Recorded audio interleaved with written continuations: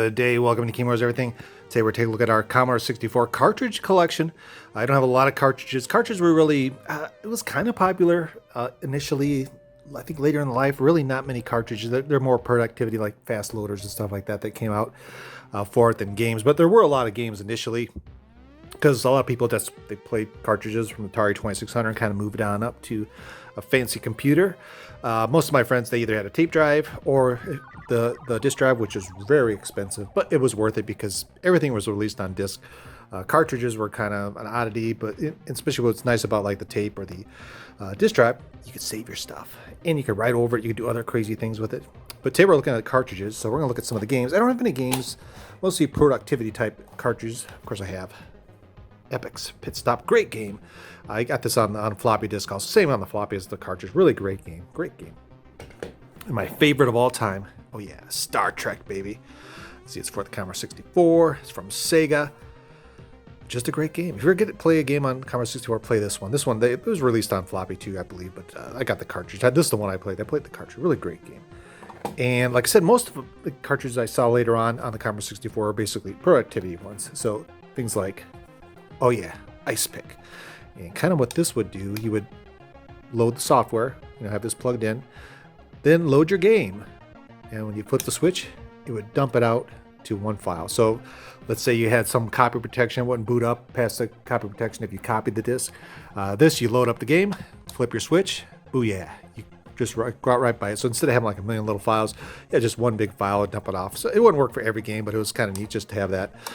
This was kind of an interesting product. Very expensive now if you try to find one of these, but it's pretty cool to have it. So that was this guy. This was, of course, this was mostly for piracy, that kind of thing. But it was still cool to have. Then everybody had to have the Epic's Fast One. And for some reason, I drew all over this one. Don't know why. Probably because I was bored or waiting for something to load. But this is, if you had this, man, this was the bomb. And everybody got one of these because this was what you needed. If you had a Commodore 64 1541 drive, you know why you need this, because fast load cartridge. And it was fast compared to anything. And it worked on, I'd say, about 90% of the games and programs out there. Some games just did not fast load, but when they did, man, you saved a lot of time. And then the last one, oh yeah, Simon's Basic.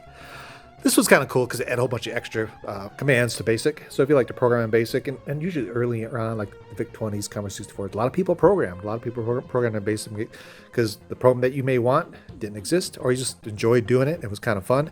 And this added a whole bunch of neat features. I got the manual for this too, so it's really cool to have this. I think the only thing, if you wrote some really cool program and you gave it to a pal, they needed the cartridge also. So, but really neat to have that. And the last, and this is what I recommend, if you're ever going to get a cartridge, oh yeah, baby, the Backbit. And if you go to backbit.io, you can see here's the website. You can download. I can't remember what this cost. I think it was one of those. You can see cartridge 225. So it was kind of early on in the cartridge for this guy. Put your ROMs on there. Got a nice, pretty menu. Does all kinds of neat stuff. Mainly, it's cool just because you can put all your games on here. Click, click, click. Instant loading. So a new feature for the Commodore 64, the Backbit, and this is fantastic. I'll show you really quick. And they had a lot of firmware. They were doing firmware updates like mad on this thing up until probably like last year. And I guess at a certain point, there's really not much more you can do. You can see you put your little SD card in here. And of course, here's you can kind of flip to the menus with the button and you load it and away you go. And this is really, really neat. I recommend at least look it up.